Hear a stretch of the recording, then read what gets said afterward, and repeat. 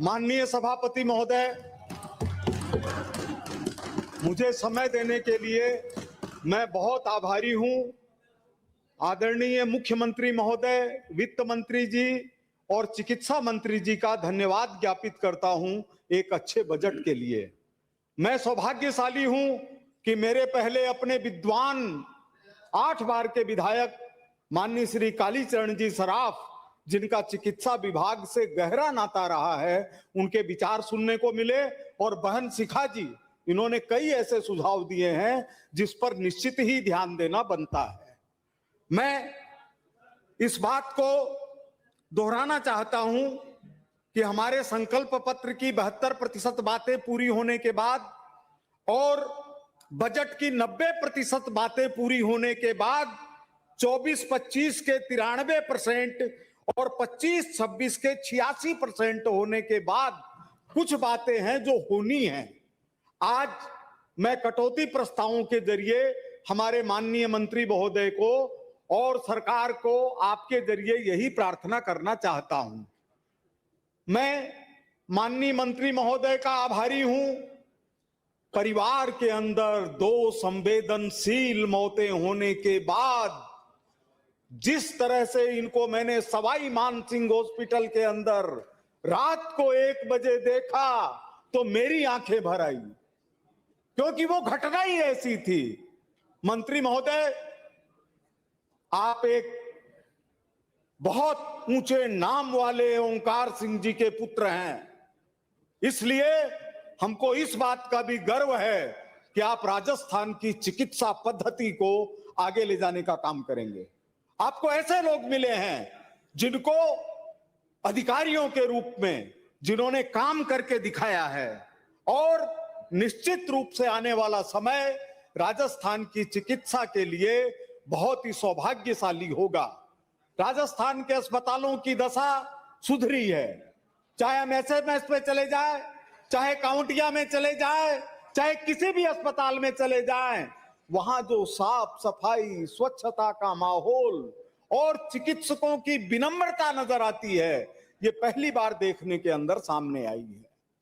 मैं अपनी बात शुरू करूं उसके पहले मैं आदरणीय कालीचरण जी के द्वारा उठाए गए विषय कि गणगौरी बाजार के अस्पताल का नाम पंडित दीनदयाल जी के नाम पर और मेडिकल कॉलेज का नाम शेरे राजस्थान, भारत के अंदर लोकतंत्र के इतिहास में सबसे बड़े नेता हुए भैरव सिंह जी शेखावत के नाम पर रखा जाए। पक्ष और प्रतिपक्ष को एकमत होकर बात का समर्थन करना चाहिए कि जिन भैरव सिंह जी ने सदन की मर्यादाओं को बनाने में सारा जीवन लगा दिया, उनके नाम से मेडिकल कॉलेज होना ही चाहिए।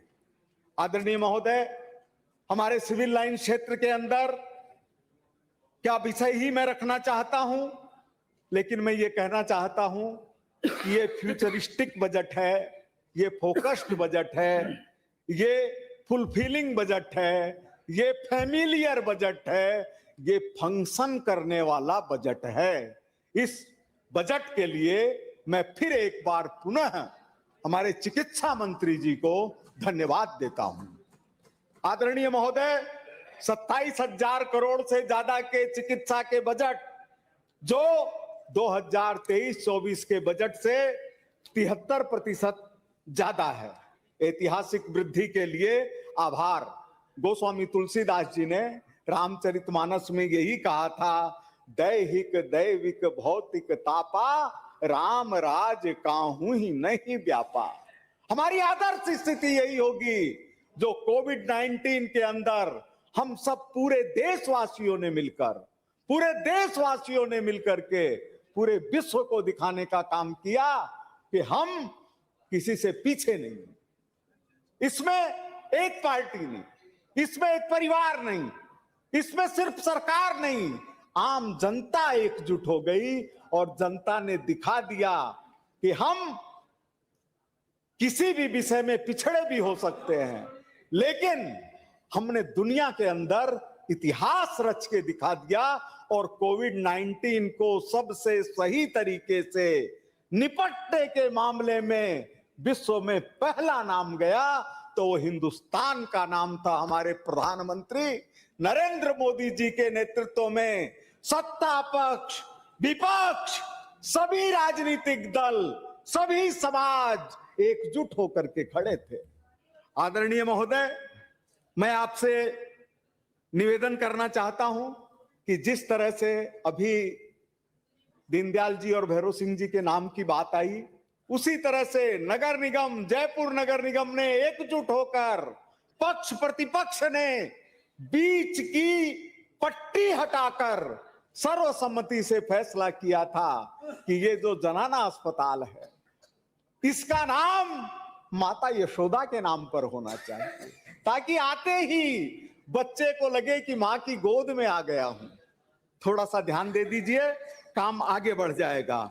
आदरणीय महोदय, हमारे क्षेत्र के अंदर ESIC हॉस्पिटल है, जिसको मेडिकल कॉलेज बनाने का केंद्र सरकार फैसला कर चुकी है। जमीन की खोदाई चल रही है। मेरा निवेदन है कि वह सिविल लाइन क्षेत्र में होगा तो बहुत ही अच्छा लगेगा। लोगों को यह नहीं होगा फील कि ESIC हमसे दूर चली गई। और जमीन है, हम सब लोग मिलकर के कोशिश करेंगे। एक निवेदन मेरा यह करना है आदरणीय महोदय कि सिविल लाइन क्षेत्र के अंदर अगर सरकार जमीन उपलब्ध करवाए तो जन सहयोग से हम एक 100 बेड का हॉस्पिटल बनाना चाहते हैं। 100 बेड का हॉस्पिटल, उसका कोई मालिक नहीं होगा, जनता की समिति ही उसका फैसला करेगी और उसमें जो लोग जब भी जनप्रतिनिधि होंगे वो उसके निर्णायक होंगे। और वह जगह स्वेट फार्म के आसपास है, थोड़ी सी कालीचरण जी भाई साहब के पास है, थोड़ी सी सिविल लाइन क्षेत्र के अंदर है। कालीचरण जी की अगुवाई के अंदर हमेशा अच्छे काम हुए हैं, एक काम और भी दर्ज हो जाएगा। आदरणीय महोदय, एक मैं बात आपसे विशेष रूप से निवेदन करना चाहता हूं कि एक बार सवाल आया था विधानसभा के अंदर कि कभी ऐसा नहीं हो सकता जिस काल में कोई दुर्घटना नहीं हो, किसी काल के अंदर कोई प्राकृतिक आपदा नहीं हो, अगर इसके ऊपर केवल सत्ता पक्ष की निंदा को प्रश्न बना लिया जाएगा तो फिर बचेगा कौन, बचेगा कौन? तो मैं पिछले दिनों एक दो दुर्घटनाएं हुई, रात को आदरणीय मंत्री जी भी मौजूद थे। बहुत से ऐसे कार्यकर्ता, सामाजिक कार्यकर्ता, उनमें भारतीय जनता पार्टी के कार्यकर्ता भी थे, रात को 1-1, 2-2 बजे सैकड़ों की संख्या में मैं खास करके बनी पार्क के कार्यकर्ताओं का धन्यवाद देना चाहता हूं। हम लोगों ने एक एक बीमार के हालचाल को संभाला। हरियाणा के भी उसमें थे, पंजाब के भी थे, लेकिन किसी को भी अकेला नहीं रहने दिया।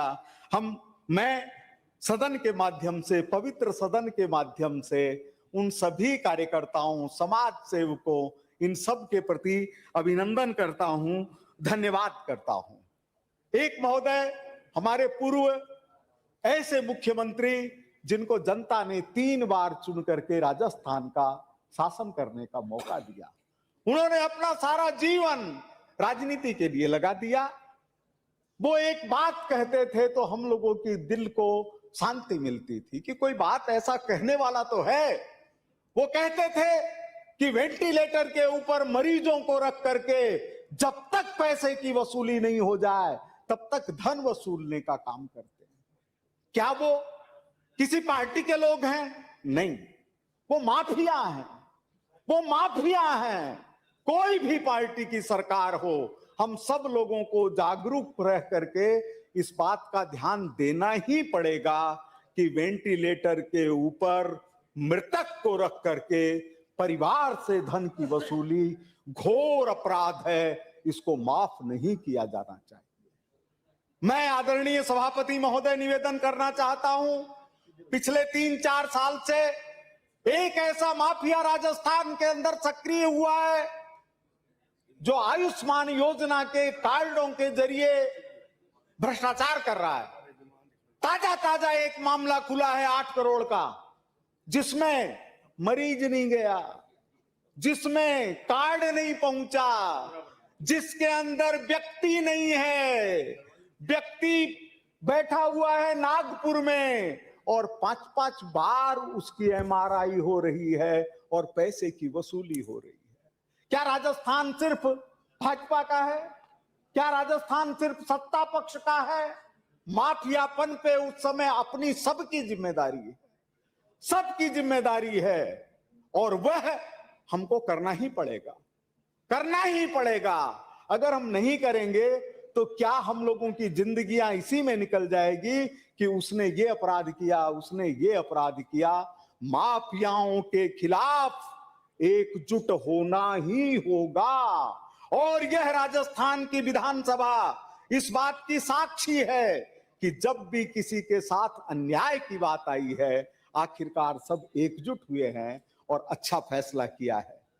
आदरणीय महोदय, मेरे 2-3 पॉइंट है खाली विधानसभा क्षेत्र के। सुभाष नगर के अंदर टीबी हॉस्पिटल है। स्वागत है भाई साहब, पधारिए। भाई आ गए? हाँ, अब मेरे भाई आ गए।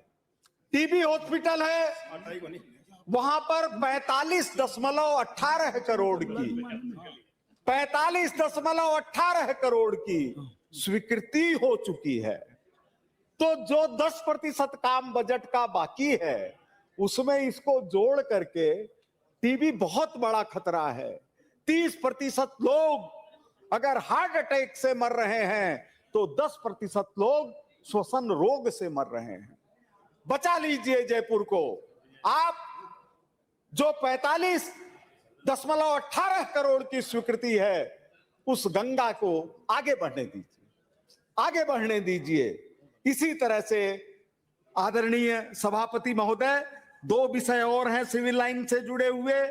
2 मिनट में आप 2 मिनट में मेरी बात खत्म हो जाएगी कि कांवटिया अस्पताल 15 मिनट किए ने। 3 विधानसभाओं का संगम है। हवा महल, विद्याधर नगर और सिविल लाइंस। वह जो कांवटिया अस्पताल है, वह कांवटिया अस्पताल सभी समाज के लोगों के लिए, सभी समाज के लोगों के लिए बहुत ही लाभदायक है।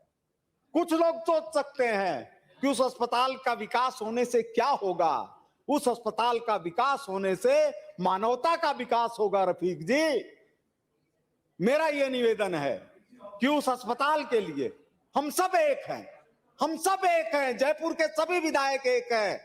योजनाएं बन चुकी हैं, बजट में घोषणा हो चुकी है। आदरणीय मंत्री जी, आप भले ही खींवसर का कोई विकास रह जाए, लेकिन शास्त्री नगर लाल बहादुर शास्त्री के नाम का, उसके अंदर आपको जो योजनाएं मंजूर हो चुकी है, जो ट्रॉमा हॉस्पिटल बनने का वादा हो चुका है, उसको पूरा करवाने के लिए मदद करिए। और आखिरी मेरा पॉइंट है कि स्वेज फार्म, अभी जब आपने बात की मातृशक्ति की, शिखा जी ने कितना अच्छा लगा। मातृशक्ति का विकास नहीं होगा तो देश का विकास नहीं होगा। स्वेज फार्म के ऊपर एक अस्पताल है, वो अस्पताल हजारों लोगों के लिए जीवनदायिनी शक्ति का काम करता है।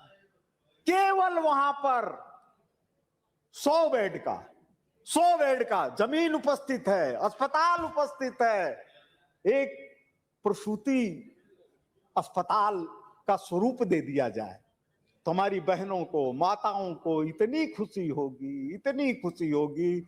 जाम के अंदर एसएमएस पहुंचना संभव नहीं है, जाम के अंदर जनाना अस्पताल पहुंचना संभव नहीं है। जब तक जाम से छुटकारा नहीं मिले तब तक कम से कम स्वास्थ्य के लिए आगे बढ़ने का अवसर दीजिए। हमारी जनता इंतजार कर रही है। स्वास्थ्य सबसे बड़ी, सबसे सुखी, सबसे अच्छा व्यक्ति वही है जिसकी निरोगी काया है। मैं धन्यवाद देता हूं आपको समय देने के लिए, सबको प्रणाम करता हूं। श्री शरवण कुमार जी।